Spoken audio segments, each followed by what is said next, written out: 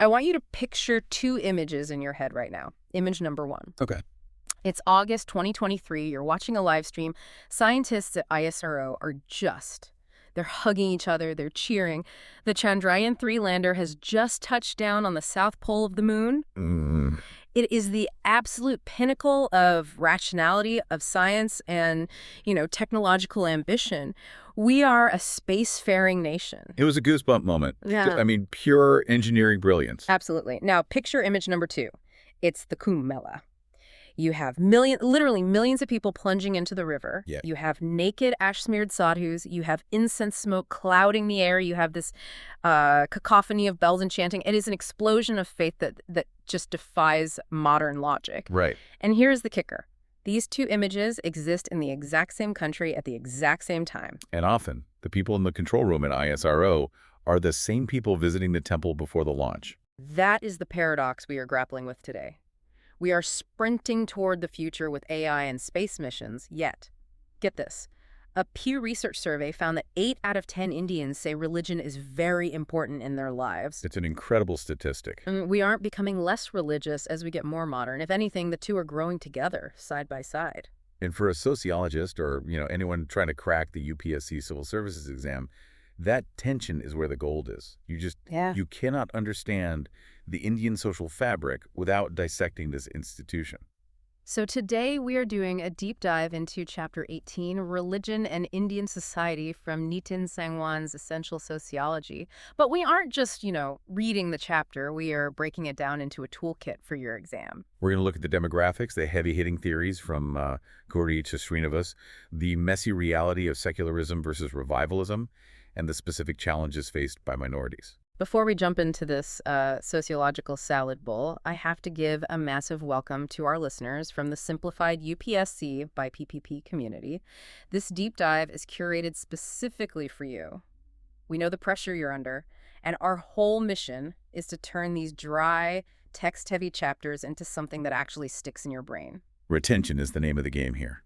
If you can remember the story, you can write the answer. That's what it boils down to. Precisely. So to help us help you, please hit that subscribe button on the Simplified UPSC by PPP YouTube channel. It really tells the algorithm that this content matters. It makes a huge difference. And look, we know student life is a budget struggle. We get it. But if you are capable, and if you find value in these deep dives, please consider supporting us on Patreon. It really is the fuel for the engine. It allows the research team to, dig through all the sources, organize the PYQs, and build these scripts. A huge, huge shout out to everyone currently supporting us. You are the reason we can keep this ship afloat. You guys are absolute legends. Also, don't forget to like the video and drop a comment. Tell us what clicked for you or, what didn't. We read everything. We do. Now, for the resources, if you want the free notes in the practice previous year questions, the PYQs, they are waiting for you on the public Telegram channel. But if you want to be smart about your time, and really, who doesn't? If you want the full arsenal access to all the videos in the series at once, plus the premium notes, which include detailed summaries, extra PYQs, and most importantly, model mains answers structured perfectly for the exam, you really need to join the private Telegram library. It's a game changer for revision. It is. Just DM us on the public Telegram channel and we'll get you sorted. It's the closest thing to a cheat code for your revision. All right, housekeeping done. So what is our mission today? What are we trying to achieve here? Our mission is to move beyond the chai stall discussion of religion. Everyone has an opinion on religion in India. Everyone's an expert. Exactly. But as an aspirant, you don't need opinions. You need theoretical frameworks. We need to understand why religion is so sticky in India and how to link concepts like communalism and secularization to the actual questions UPSC throws at you. And that why is so crucial. Because when you sit in that exam hall, you aren't just recounting facts. You are analyzing social change. You're connecting the dots between, say, a riot in the 1980s and a government scheme in 2024. Okay, so let's start with the canvas. The religious landscape of India. The book calls India a multi-religious society, but that feels like a mild way to put it. It is a massive understatement. In many Western nations, particularly in, say, Northern Europe, religion has largely retreated to the private sphere. It's something you do on Sunday morning inside a building, and then you step out and you are a secular citizen. Right. It's compartmentalized. Exactly. In India, religion is public. It is loud. It is visual. It's It's worn on the body. It's on the dashboard of your taxi. It's in the architecture of the government buildings. It's in the festivals that shut down traffic for days. Yeah. Exactly. And the data completely backs this up. If we look at the census 2011, which, you have to keep in mind, is still our official baseline until the next census is finalized, and you cross-reference it with recent Pew research, the numbers are staggering. Hindus are the clear majority at roughly 80%. Which is a dominant number, no question. It is, but then you have Muslims at about 14%. Now, a lazy analysis looks at 14% and says, oh, that's a small minority. But it's not small at all. Not in absolute numbers. 14% of India is larger than the entire population of most countries on Earth. In fact, Pew projects that by 2050, India will have the largest Muslim population in the world. Wait, larger than Indonesia? Surpassing Indonesia. Wow, that is a mind-bending stat. So even though they are a minority here, in India, globally, it's the biggest concentration of that community. Correct. And that specific dynamic creates a very particular kind of social tension and also a vibrancy. Then you have Christians at about 2.3%, Sikhs at 1.7%, and then smaller but culturally very significant populations of Buddhists and Jains. Okay, so in sociology, we often hear about the melting pot versus the salad bowl. The U.S. is usually held up as the melting pot. You jump in, you melt down, you become American. Right. The idea is assimilation. You lose your distinct, jagged edges and become part of the soup. India is the classic salad bowl. The tomato remains a tomato. The tomato remains a tomato. The cucumber remains a cucumber. The lettuce is still lettuce. They're all in the same bowl. They're covered in the same dressing, which we might call Indian culture, but they retain their distinct identities. But flavors do transfer, right? I mean, if you leave a salad long enough, the tomato juice soaks into the lettuce. That is a perfect analogy for what we call the interaction between the great tradition and the little tradition. Okay, break that down for us. What do you mean by that? The great tradition usually refers to the formal, the scriptural, the often elite version of a religion.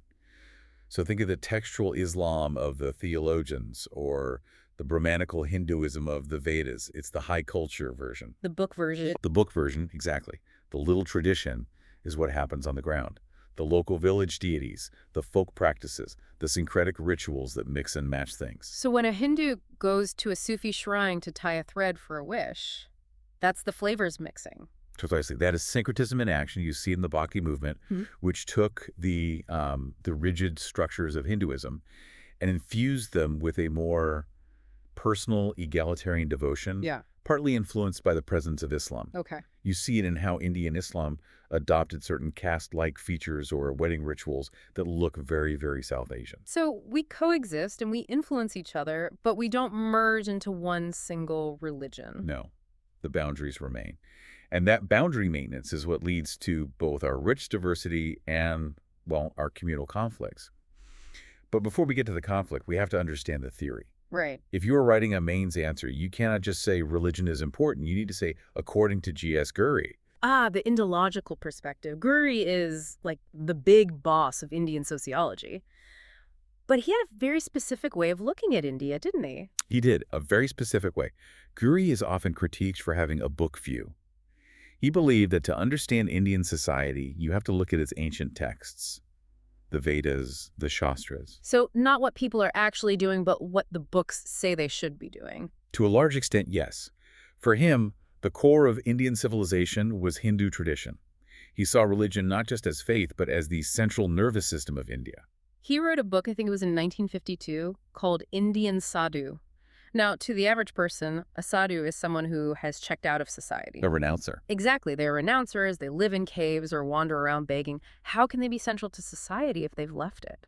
That is the brilliance of Ghurye's argument. He completely flipped that assumption on its head. He argued that the sadhu was actually the social link. The link, how so? Okay, think about India 500 or 1,000 years ago. No internet, no trains, hundreds of different dialects. How did a concept like Dharma or a story from the Ramayana stay consistent from the Himalayas to the tip of Kerala? It wasn't the kings doing it. They were too busy fighting each other. No. It was the wandering sadhus. They were the mobile communicators. They traveled between the spiritual centers, the mucks and ashrams, and the common people in the villages. They took the high philosophy of the great tradition, simplified it into stories and songs, and preached it to the masses. They maintained the normative structure of Hindu society. So they were like the original influencers, Spreading the code of civilization. In a way, yes. It's a great way to put it. They integrated the diverse regions into a single civilizational unity. Hmm. So for Ghurye, religion wasn't a divider. It was the ultimate integrator. But there's a catch, a big one. We can't talk about Ghurye without talking about the criticism. The critique is substantial, and you have to mention it in an answer. Scholars argue that Ghurye's view was way too Hindu-centric. By equating Indian society with Hindu society, he largely ignored the massive contributions of Islam, Christianity, and other faiths to the Indian story. And he also ignored the nasty bits, right? The conflict. He tended to romanticize the order. He didn't focus on the conflict inherent in the caste system. He saw the integration, but sort of glossed over the oppression. Which brings us to someone who actually went out and looked at the oppression, or at least the reality on the ground. M.N. Srinivas, the structural functionalist. Srinivas is a pivot point in Indian sociology. He basically said, put down the books and go to the village. He shifted from the book view to the field view. And he didn't just go to any village, he spent time with the Coorgs in South India. Yes. And this is where we get the MVP concept of Indian sociology. If you remember nothing else from today, remember Sanskritization. Okay, lay it on us. Srinivas noticed that lower castes weren't just passively accepting their position in the hierarchy. They were actively trying to move up. Social mobility. But they couldn't just become rich.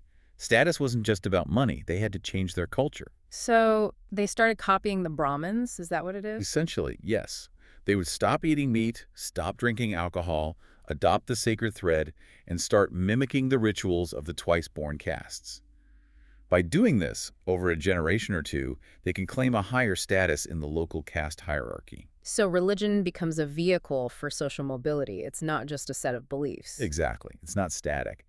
But here is the nuance that gets you the extra marks in the exam. Srinivas distinguished between Sanskritic Hinduism and local Hinduism. They aren't the same thing. Okay, what's the difference in the Coorg context? How did that play out? Well, the Coorgs are a martial community. They eat pork, they drink liquor, and they have a very strong tradition of ancestor worship. These are non-Sanskritic traits. So not very Brahmin-like. Not at all. But they also consider themselves a high-status community. Srinivas showed how they selectively adopted certain Sanskritic rituals while keeping their local identity, their oka, or lineage worship, completely intact. Wait a minute, I see a PYQ link here.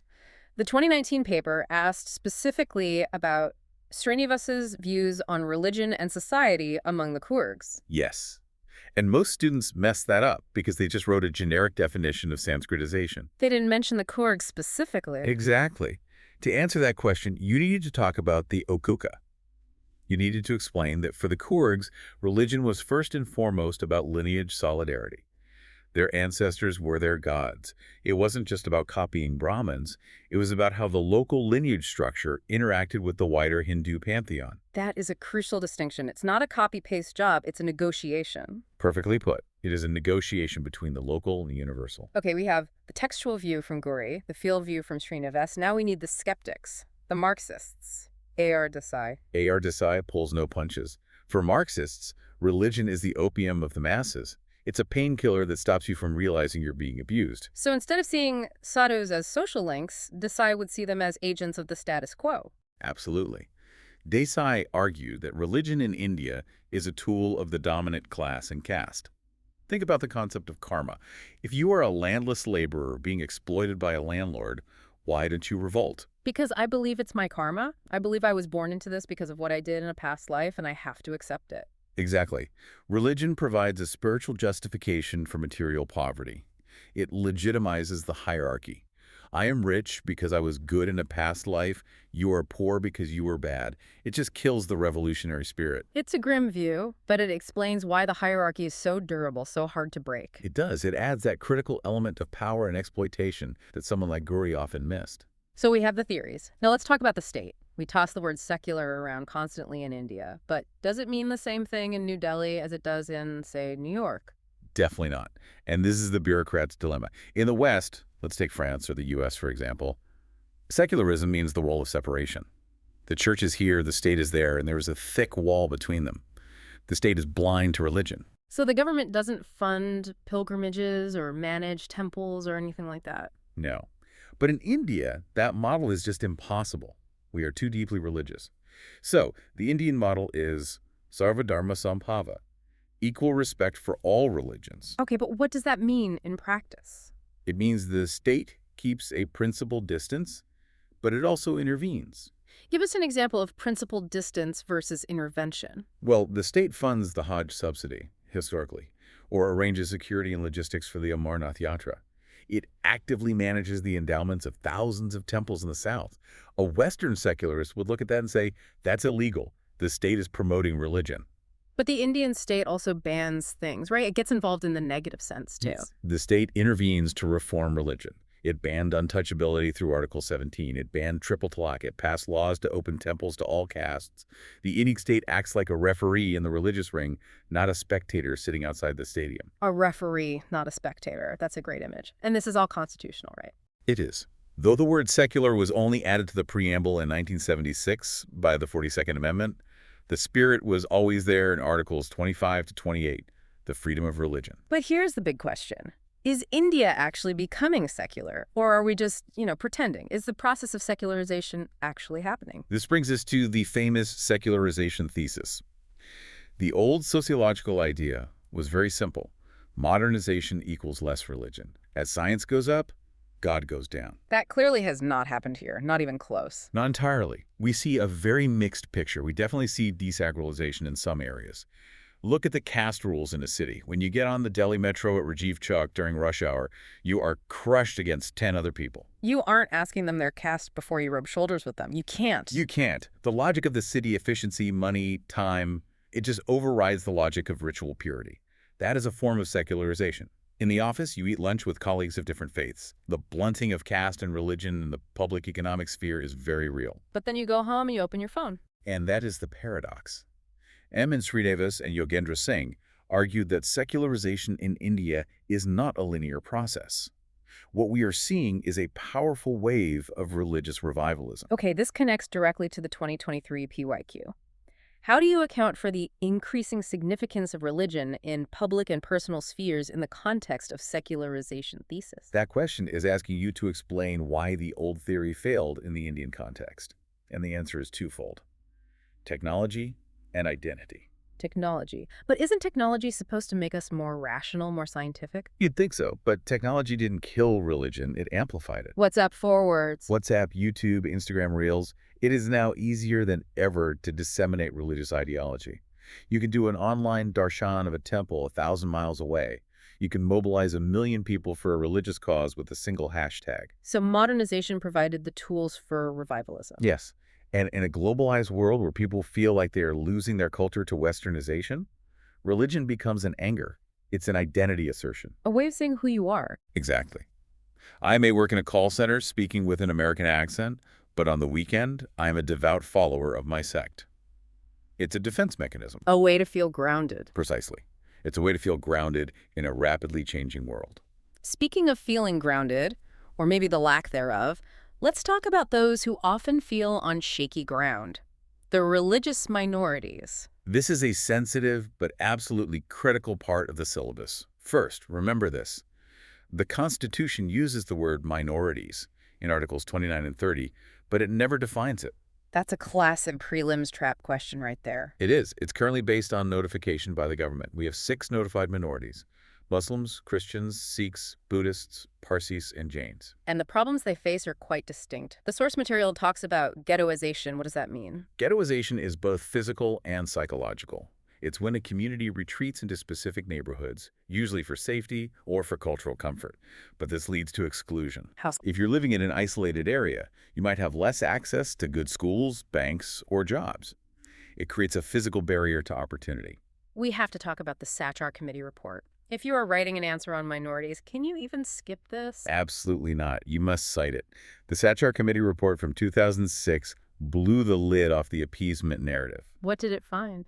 It used hard data to show that Muslims in India were lagging behind on almost every single socioeconomic indicator: literacy, access to bank credit, representation in government jobs. In some states, they were worse off than Dalits. That must have been a huge wake-up call. It should have been. It shifted the policy focus from just protection of religion to the development deficit. It showed that having the right to pray isn't enough if you don't have the right to a decent job or a good education. And then there is the threat of violence. The source lists some grim examples. The 1984 anti-Sikh riots, 2002 in Gujarat, 2013 in Muzaffarnagar. These events leave deep, deep scars. The fear of communal violence is a major driver of ghettoization. If you don't feel safe in a mixed neighborhood, you move to where your people are. Which reduces intercommunity interaction. Which breeds more suspicion and stereotypes. It's a vicious cycle. But the government does have safeguards. What are the specific schemes that students should quote in an answer? Don't just say government helps. Be specific. Quote, Nai Roshni. It's for leadership development of minority women. That's a key one. Okay. Quote, USTTAD. This one is clever. It stands for Upgrading the Skills and Training in Traditional Arts Crafts for Development. Many traditional crafts, like weaving or metalwork, are dominated by minority artisans. This scheme helps them monetize those skills in the modern market. That's very targeted. And finally, quote, Nai Manzil. It bridges the gap. It takes students from religious schools like madrasas and gives them mainstream skill certification so they can get jobs in the modern economy. Nai Manzil, New Horizon, that's a great one to remember. It links education directly to employment. And that's the key. Linking the problem, which was identified by the Sachar findings, to the solution, like Nai Manzil, is how you structure a balanced and high-scoring answer.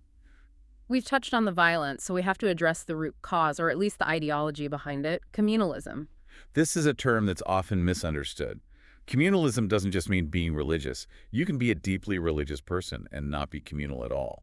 So what is the definition, then, for an exam answer? Communalism is an ideology. It's the belief that the secular interests, so political, economic, social interests of one religious group, are dissimilar and divergent from other groups. It starts with, my interests are different from yours. That's the first stage. Bipin Chandra calls it liberal communalism. We have different interests. But it evolves into extreme communalism.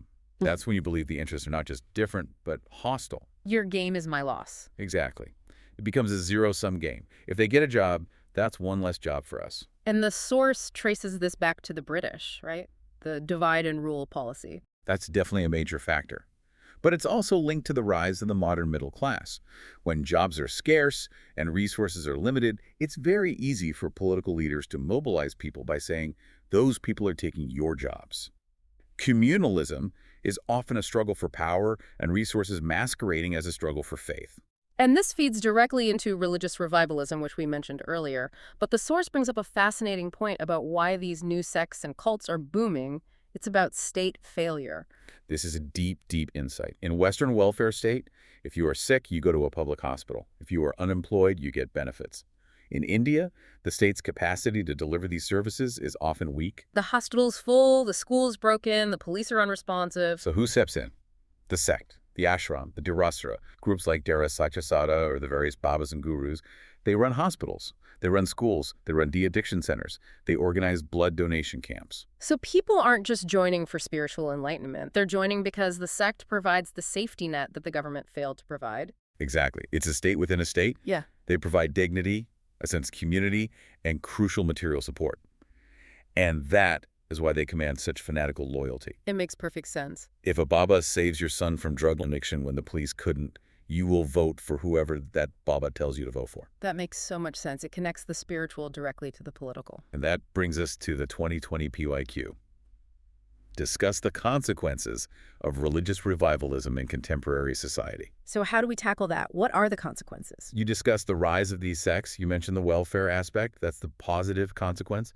But you also have to mention the negative, the polarization, the challenge to state authority, the promotion of superstition, the blind faith. You have to be balanced. Okay, we are in the home stretch now. I want to do a quick PYQ deep dive. I'm going to throw the questions from the source at you, and I want you to tell me the value add. How do we structure the answer to get those top marks? Let's do it. Fire away. All right, 2023, paper 2. How do you account for the increasing significance of religion in public and personal spheres in the context of secularization thesis? Okay, the structure is key here.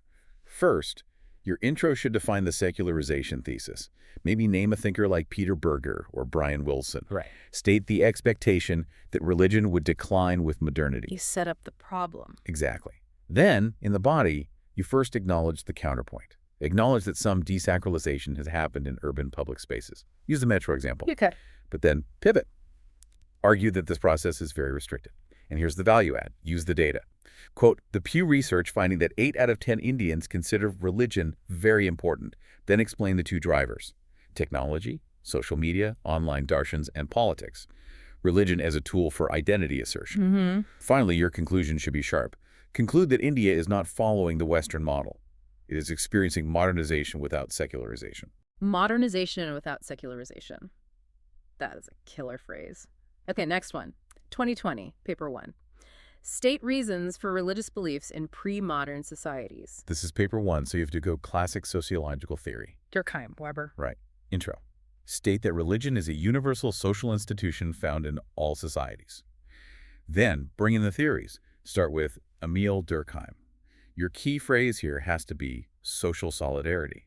For Durkheim, religion wasn't about God. It was about the tribe worshiping itself to stay united. Use the concept of totemism. Okay. Then, for your value add, bring in E.B. Tyler and his theory of animism.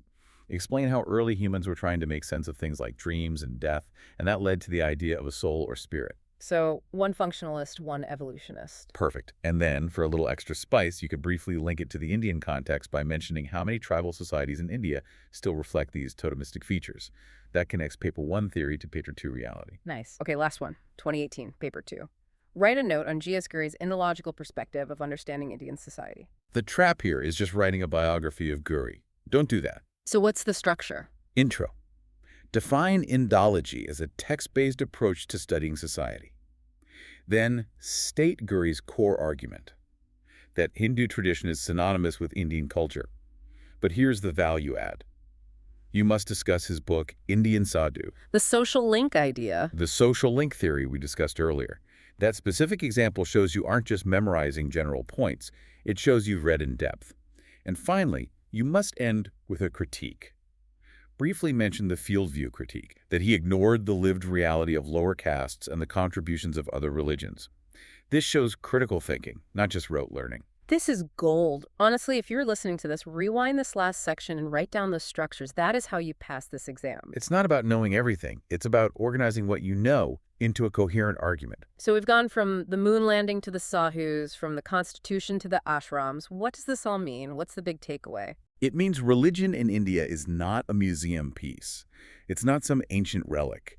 It is a living, breathing, evolving beast. It shapes our votes, our wallets, and our very identities. You simply cannot be an effective administrator in this country if you don't understand the pulse of faith. And I want to leave you, our listeners, with one final, slightly provocative thought. The source mentions a concept by the sociologist Robert Nisbet called civil religion. Oh, this is a fascinating place to land. A really good point to end on. Nisbet argues that in modern societies, the nation itself becomes the god. Yes. Think about it. Look at how we treat the national flag, the rituals around it. Look at the ceremony of the Republic Day Parade. The Constitution is our holy book. The freedom fighters are our prophets. So are we seeing a new religion forming? One where Paramatma and the Constitution merge into a new type of divinity? Or are the traditional religions reclaiming that sacred space? It's a tension, isn't it? Yeah. A tension between the sacred nation and the sacred tradition. And as a future bureaucrat, you will be standing right in the middle of that tension every single day. Something to think about tonight. All right, folks, we have covered a mountain of information. From the demographics and the theories to the gritty reality on the ground. If your brain is buzzing, that's a good thing. But if you want to lock this in, just imagine having the full stack of notes in front of you. Imagine having those model answers we just talked about written out word for word. It just, it cuts your revision time in half, at least. That is what the private Telegram library is for. You get the videos, the notes, the PYQs, and the model answers. It is the ultimate toolkit for the serious aspirant. To join, all you have to do is DM us on the public Telegram channel. It's that simple. And once again, a humble request. We are a small team with a really big mission. If this deep dive helped you understand Indian society a little better, please consider supporting Simplified UPSC by PPP on Patreon. It keeps the lights on and the content flowing. We appreciate every single one of you does. Thank you. Don't forget to like, share, and comment. Tell us, what do you think? Is India secularizing or is it reviving? Let's start a debate in the comments below. Keep questioning and keep reading. And keep learning. We'll see you in the next deep dive.